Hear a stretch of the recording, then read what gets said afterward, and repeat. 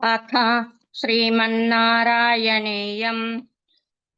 53तमं दशकं धेनुकासुरवधवर्णनम्। अतीत्य बाल्यं जगतां पते त्वम् उपेत्य पौगण्डवयो मनोज्ञम् उपेक्ष्य वत्सावनमुत्सवेन प्रावर्तथा गोगणपालनायाम्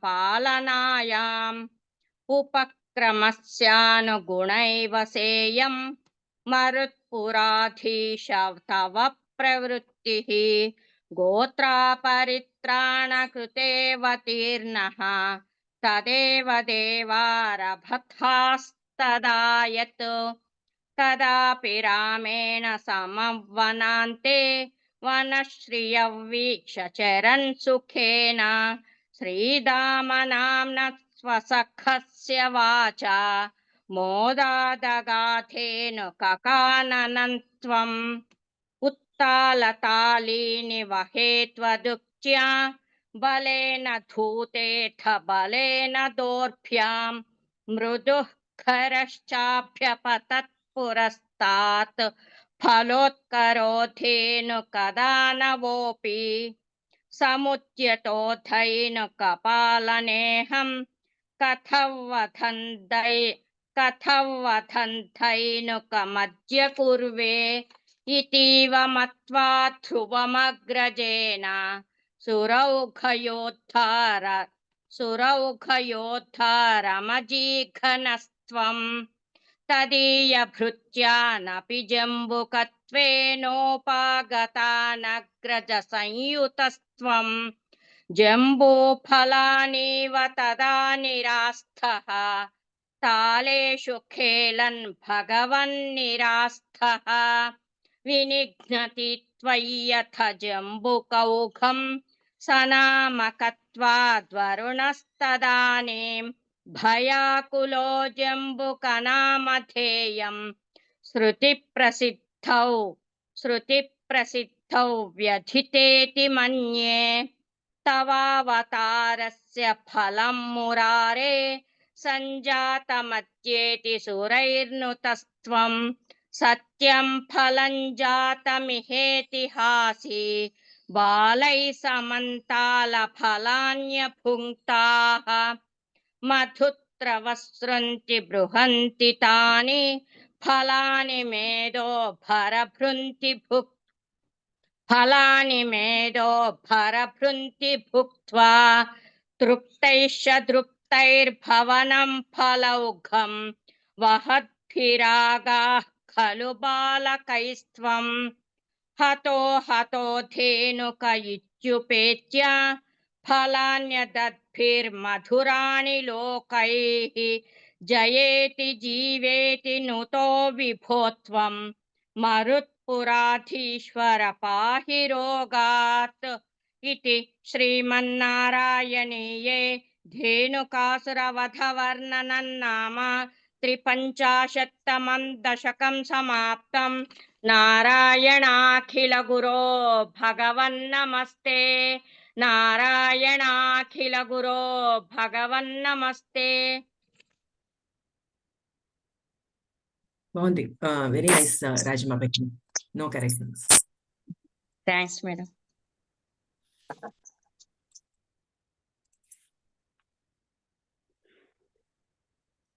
नमस्ते भगिनी. नमस्ते भगिनी. Start. अथ श्रीमन्नारायणीयं 53तमं दशकं धेनुकासुरवधवर्णनम्। अतीत्य बाल्यं जगतां पते त्वम् उपेत्य पौगण्डवयो मनोज्ञम् उपेक्ष्य वत्सावनमुत्सवेन प्रावर्तथा गोगणपालनायाम् उपक्रमस्यानुगुणैव सेयं मरुत्पुराधीश तव प्रवृत्तिः गोत्रापरित्राणकृतेऽवतीर्णः तदेव देवारभक्तास्तदायत कदापि रामेण समवनान्ते वनश्रियं वीक्ष्य चरन् सुखेन श्रीतामनाम्नः सखस्य वाचा मोदादगाधेनुककाननं त्वम् उत्तालताली निवहेत्वत्युक्त्या बलेन धूतेऽथ बलेन दोर्भ्याम् मृदुः करश्चाभ्यपतत् पुरस्तात् फलोत्करोधेनुकदानवोऽपि समुद्यतो धैनुकपालनेऽहं कथौ वधन्थैनुकमद्य कुर्वे इतीव मत्वा ध्रुवमग्रजेन सुरौखयोद्धारमचीखनस्त्वम् तदीयभृत्यानपि जम्बुकत्वेनोपागतानग्रजसंयुतस्त्वम् जम्बूफलानीव तदा निरास्तः तालेषु खेलन् भगवन्निरास्तः विनिघ्नति त्वय्यथ जम्बुकौखं सनामकत्वाद्वरुणस्तदानीं भयाकुलो जम्बुकनामधेयम् श्रुतिप्रसिद्धौ व्यथितेति मन्ये तवावतारस्य फलं मुरारे संजातमध्येति सुरैर्नुतस्त्वं सत्यं फलं जातमिहेतिहासी बालैः समन्तालफलान्यभुङ्क्ताः मधुद्रवस्सृन्ति बृहन्ति तानि फलानि मेदो भरभृन्ति भुक्त्वा तृप्तैश्च दृप्तैर्भवनं फलौघम् वहद्भिरागाः खलु बालकैस्त्वम् हतो हतो धेनुक इत्युपेत्य फलानदद्भिर्मधुराणि लोकैः जयेति जीवेति नुतो विभो त्वं मरुत्पुराधीश्वर पाहि रोगात् इति श्रीमन्नारायणीये धेनुकासुरवधवर्णनं नाम 53तमं दशकं समाप्तम् नारायणाखिल गुरो भगवन् नमस्ते नारायणाखिल गुरो भगवन् नमस्ते ಚೆನ್ನಾಗಿತ್ತು ಥರ್ಡ್ ಶ್ಲೋಕ ಥರ್ಡ್ ಪಾದ ರಿಪೀಟ್ ಮಾಡ್ತೀರಾ ಶ್ರೀರಾಮನಾಮ್ನಃ ಸ್ವಸಖಸ್ಯ ವಾಚ ಕರೆಕ್ಟ್ ಸ್ವಸಖಸ್ಯ ಕ್ಲಾರಿಟಿ ಇರಲಿಲ್ಲ ಫೋರ್ತ್ ಶ್ಲೋಕ ಫಸ್ಟ್ ಪಾದ उत्तालताली निवहेत्वद्युक्त्या ತ್ವದ್ಯುಕ್ತ್ಯ ಹಾ ಓಕೆ ತ್ವದ್ಯು ಅಂತ ಕೇಳಿಸ್ತಾ ಇದೆ त्वदुक्त्या ಸೆವೆಂತ್ ಶ್ಲೋಕ ಫಸ್ಟ್ ಪಾದ विनिघ्नति त्वय्यथ जम्बुकौखम् ತ್ವಾಗೆ ದಿತ್ವ ಮಿಸ್ ಆಯ್ತು ಕರೆಕ್ಟ್ ಇದೆ 10th ಶ್ಲೋಕ ಸೆಕೆಂಡ್ ಪಾದ फलान्यदद्भिर्मधुराणि लोकैः ಹಾ ಚೆನ್ನಾಗಿದೆ ದಟ್ಸ್ ಇಟ್ ಭಗಿನಿ धन्यवादः भगिनी ಧನ್ಯವಾದः धन्यवादः नमस्ते भगिनी ನಮಸ್ತೆ ಭಗಿನಿ अथ श्रीमन्नारायणीयं 53तमं दशकं धेनुकासुरवधवर्णनम् अतीत्य बाल्यं जगतां पते त्वम् उपेत्य पौगण्डवयो मनोज्ञम् उपेक्ष्य वत्सा वनमुत्सवेन प्रावर्तथा गो गणपालनायाम् उपक्रमस्यानुगुणैव सेयं मरुत्पुराधीश तव प्रवृत्तिः गोत्रापरित्राणकृतेऽवतीर्णः तदेव देवारभथास्तदा यत् कदापि रामेण समौ वनान्ते वनश्रियौ वीक्ष्य चरन् सुखेन श्रीदामनाम्नः स्वसखस्य वाच मोदादगाधेनुककाननं त्वम् उत्तालतालीनिव हेत्वदुक्त्या बलेन धूतेऽथ बलेन दोर्भ्याम् मृदुस्खरश्चाभ्यसतत्पुरस्तात् फलोत्करोधेनुकदानवोऽपि समुद्यतो धैनुकपालनेऽहं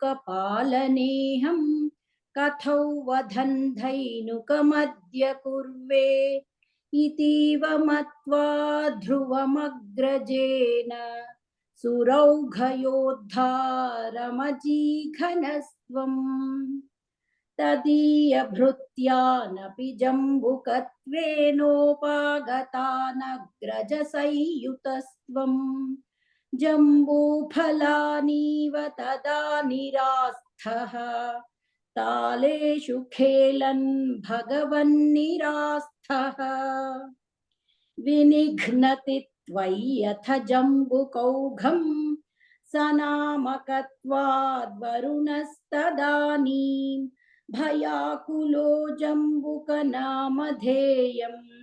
श्रुतिप्रसिद्धौ व्यधितेति मन्ये तवावतारस्य फलं मुरारे सञ्जातमद्येति सुरैर्नुतस्त्वम् सत्यं फलं जातमिहेतिहासि बालैः समन्तालफलान्यभुङ्क्ताः मधुद्रवसृन्ति बृहन्ति तानि फलानि मेदो भरभृन्ति भुक्त्वा तृप्तैश्च दृप्तैर्भवनं पलौघं वहद्भिरागाः खलु बालकैस्त्वम् हतो हतो धेनुक इत्युपेत्य फलान् यदद्भिर्मधुराणि लोकैः जयेति जीवेति नुतो विभो त्वं मरुत्पुराधीश्वर पाहि रोगात् इति श्रीमन्नारायणीये धेनुकासुरवधवर्णनं नाम 53तमं दशकं समाप्तम् नारायणाखिलगुरो भगवन्नमस्ते नारायणाखिलगुरो भगवन्नमस्ते. Very well recited, Bhagini. Only fourth shloka, second pada. बलेन धूतेऽथ बलेन दोर्भ्याम्. Correct. That balena ba was also added Mahaprana. Now it is correct. Okay, Bhagini. Good pace, Bhagini. Very Dhanyavad. consistent and slow and very nice speed. Thank you, Bhagini. Dhanyavad. Lakshmi Kant. Namaste, Bhagini.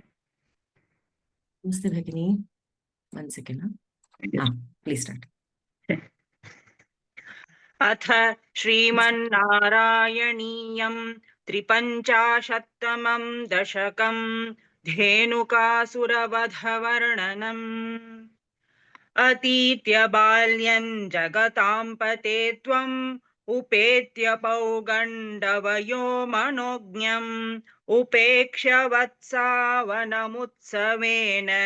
प्रावर्तथागो गणपालनायाम् उपक्रमस्यानुगुणैव सेयं मरुत्पुराधीश तव प्रवृत्तिः गोत्रापरित्राणकृतेऽवतीर्णः तदेव देवारभथास्तदा यत् कदापि रामेण समौ वनान्ते वनश्रियं वीक्ष्य चरन् सुखेन श्रीदामनाम्नः स्वसखस्य वाचा मोदादगाधेनुककाननन्त्वम् उत्तालतालीनिवहे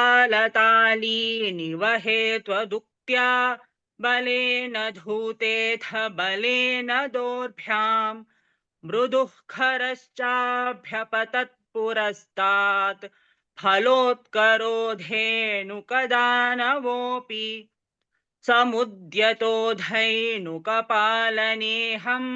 कथं वधं धैनुकमद्य कुर्वे इतीव मत्वा ध्रुवमग्रजेन सुरौघयोद्धारमजीघनस्त्वम् तदीयभृत्यानपि जम्बुकत्वेनोपागतानग्रजसंयुतस्त्वम् जम्बूफलानीव तदा निरास्थः तालेषु खेलन् भगवन्निरास्थः विनिघ्नति त्वय्यथ जम्बुकौघं स नामकत्वाद्वरुणस्तदानीम् भयाकुलो जम्बुकनामधेयं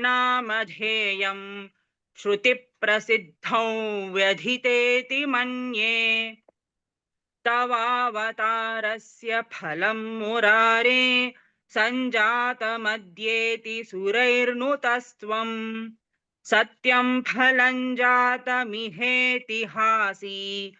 बालैः समन्तालफलान्यभुङ्क्ताः मधुद्रुवसृन्ति बृहन्ति तानि फलानि मेदो भरभृन्ति भुक्त्वा तृप्तैश्च दृप्तैर्भवनं फलौघं वहद्भिरागाः खलु बालकैस्त्वम् हतो हतो धेनुक इत्युपेत्य फलान्यदद्भिर्मधुराणि लोकैः जयेति जीवेति नुतो विभो त्वं मरुत्पुराधीश्वर पाहि रोगात् इति श्रीमन्नारायणीये धेनुकासुरवधवर्णनं नाम 53तमं दशकं समाप्तं। नारायणाखिलगुरो भगवन्नमस्ते।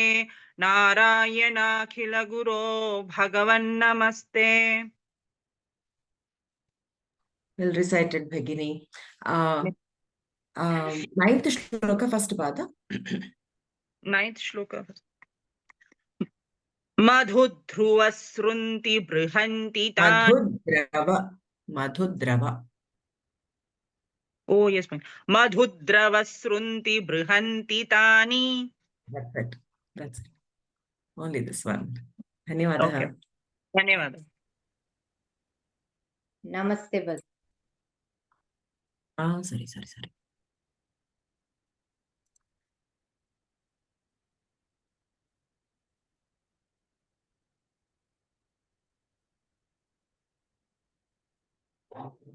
Namaste, Bhagini. Please start. अथ श्रीमन्नारायणीयं 53तमं दशकं धेनुकासुरवधवर्णनम्। अतीत्य बाल्यं जगतां पते त्वम् उपेत्य पौगण्डवयो मनोज्ञम् उपेक्ष्य वत्सावनमुत्सवेन प्रावर्तथा गोगणपालनाय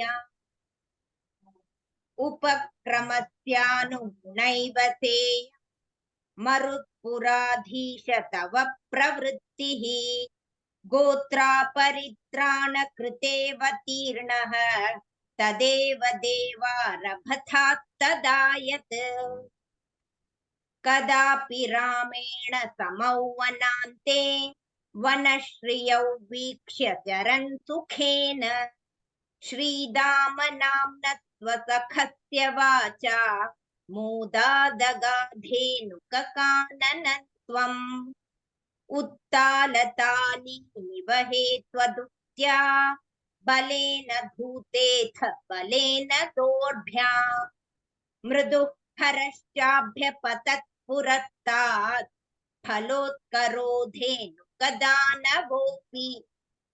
समुद्यतो धैनुकपालनेऽहं कथौ वधन्धैनुकमद्य पूर्वे इतीव मत्वा ध्रुवमग्रजेन सुरौघयोद्धा रमजीघनत्वम् तदीयभृत्यानपि जम्बुकत्वेनोपागतानग्रजसंयुतत्वम् जम्बूफलानिव तदा निरार्थः तालेषु खेलन् भगवन् निरार्थः विनिघ्नति त्वय्यथ जम्बुकौघं स नामकत्वाद् वरुणस्तदानीं भयाकुलो जम्बुकनामधेयं श्रुतिप्रसिद्धौ व्यथितेति मन्ये तवावतारस्य फलं मुरारे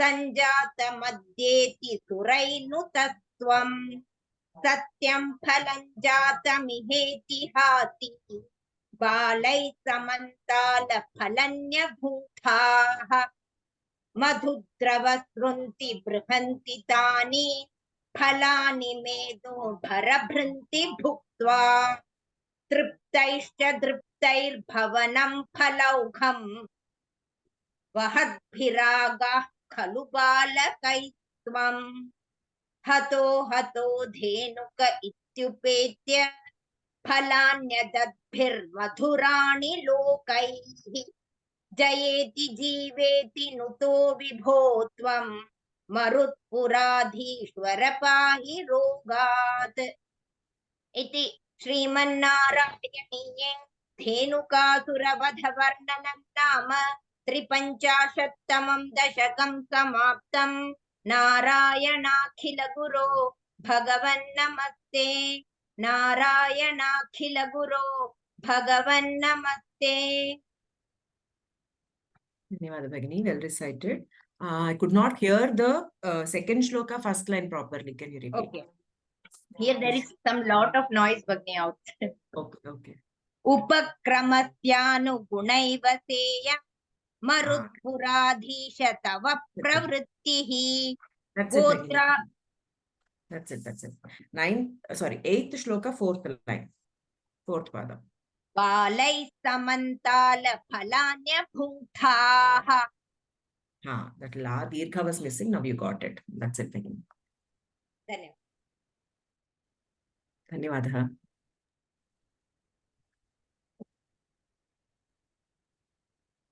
नमस्ते भगिनी।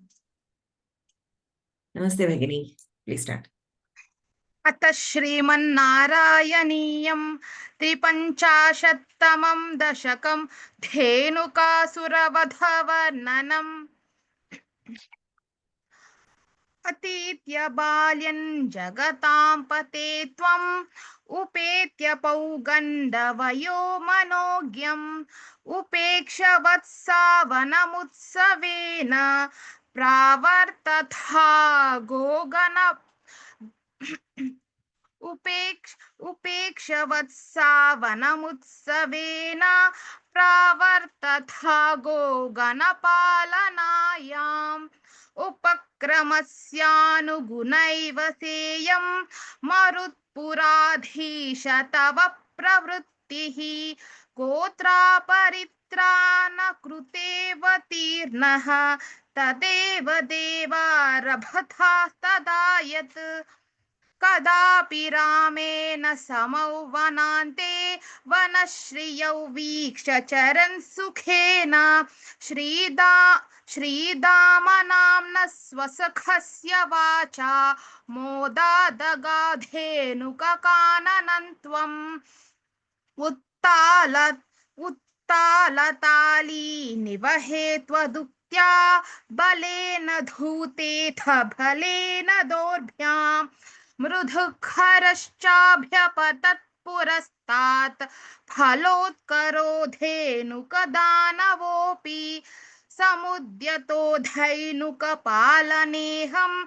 कथौ वधन्धैनुकमद्य कुर्वे इतीव मत्वा ध्रुवमग्रजेन सुरौघयोद्धारमजीघनस्त्वं तदीयभृत्यानपि जम्बुकत्वेनोपागतानग्रजसंयुतस्त्वं जम्बूफलानीव तदा निरास्थः तालेषु खेलन् भगवन्निरास्थः विनिघ्नति त्वय्यथ जम्बुकौघं सनामकत्वाद्वरुणस्तदानीं भयाकुलो जम्बुकनामधेयं श्रुतिप्रसिद्धौ व्यथितेति मन्ये तवावतारस्य फलं मुरारे सञ्जातमद्येति सुरैर्नुतस्त्वं सत्यं फलं जातमिहेतिहासी बालैः समन्तालफलानि भुङ्क्ताः मधुद्रवसृन्ति बृहन्ति तानि फलानि मेदो भरभृन्ति भुक्त्या तृप्तैश्च दृप्तैर्भवनं फलौघं वहद्भिरागाः खलु बालकैस्त्वं हतो Dhenuka इत्युपेत्य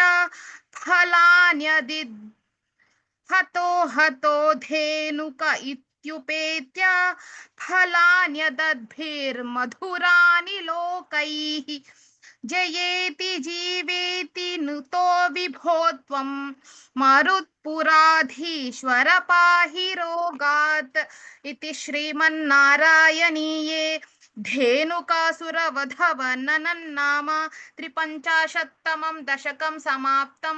नारायणाखिलगुरो भगवन्नमस्ते, नारायणाखिलगुरो भगवन्नमस्ते। Well recited, Bhagini. Ninth shloka, second pada.